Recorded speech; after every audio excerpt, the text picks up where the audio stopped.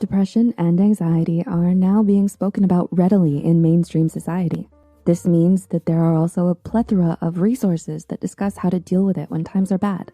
These can range from that grounded in science all the way to the personal testimony taken as fact. So what actually works? One of the more grounded theories is based on diet. Not going on a diet, but what kind of foods you eat. Dietary changes aren't a cure, but they can help with the symptoms of depression. The dietary recommendations have also varied across studies, but there were some similar suggestions that ran through most of them. Let's take a look at those, because eating smarter is never a bad thing. Number 1, healthy fats.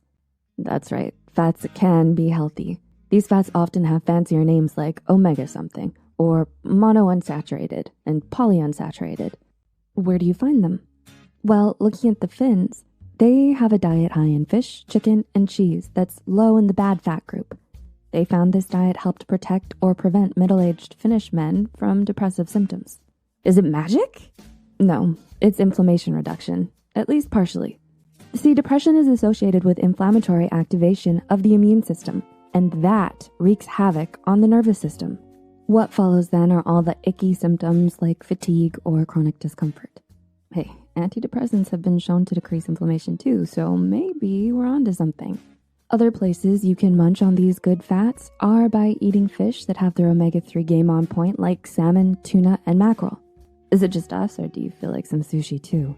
If you're more on the vegan side of things, avocados and nuts like walnuts and pecans work too. Number 2, plenty of fruits and vegetables.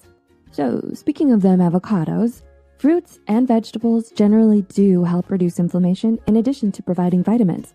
As if that weren't already pretty sweet, fruits and veggies also have another secret weapon, antioxidants. Hey, that's a real term and a real thing. Keep watching, we'll explain. Depression and anxiety cause oodles of stress. That stress, like any evil entity, has henchmen. One of them is called oxidative stress. Oxidative stress will mess you up. Its activities hinder your body's ability to detox and repair itself and can actually change your brain structure. It's also been linked to other baddies like Alzheimer's, ALS, and multiple sclerosis. So here's where the fruit and veggie superheroes come in. That antioxidant weapon neutralizes the henchman's activities. The henchman causes an imbalance and the antioxidants restore the balance. Evil plan foiled. You can gear up on this with berries, leafy greens, beets, and bonus, dark chocolate. Yep, we said chocolate. Number 3, to be well, have some B12 and B9. Yes, we meant vitamin B9, as in folic acid, not benign. Although, if you like the pun, we'll take it. Seriously though, folic acid and B12 are both necessary for the production of serotonin.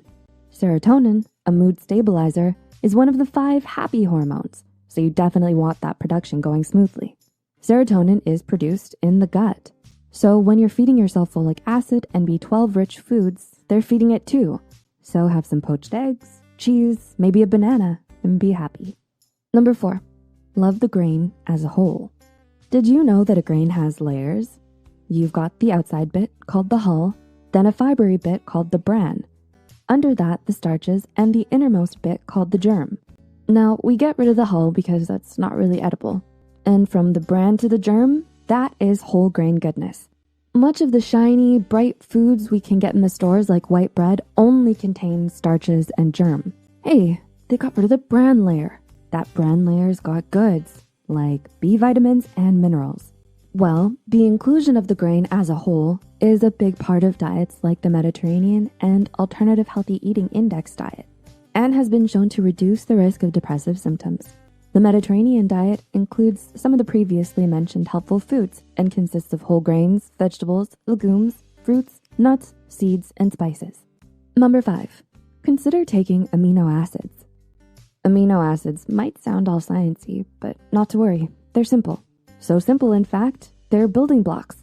They're the building blocks that make proteins. We need them, yet our bodies don't produce them, so we have to eat them. One of those we need it but don't make it amino acids is tryptophan. Tryptophan is essential to make serotonin, so you may need enough of this.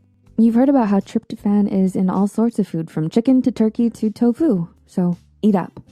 Foods like quinoa, eggs, and red meat contain all the amino acids, so take care of your gut and dig in. And number 6, go low sugar. Cutting back on sugar has become a popular trend nowadays, and for good reason. Taking in an overabundance of sugar not only limits collagen production, but can also impact your mental health. Unlike the helpers mentioned before, sugar increases inflammation, making depressive symptoms worse. Sugar is hard to avoid though, because it's sort of, well, everywhere. The good news is that it's not really sugar that you have to watch out for. It's the glycemic index you want to keep low. The glycemic index is a measure of how quickly a food makes blood sugar rise. The GI can even change depending on how a food is prepared, like a baked potato having a higher GI than a boiled one. A quick check on a food's glycemic index will help you on your journey of healthy eating. You are what you eat. We know this, and yet often forget that our bodies are not solo instruments, but a whole chorus, opera, and orchestra working together. It only makes sense that what we digest will have a domino effect on everything else. Have you heard of any of these tips before? Did we give you maybe some healthier alternative snacking ideas? Please remember that before implementing any drastic changes, have a chat with your doctor. We hope you enjoyed the video. Feel free to like and share, and see you next time.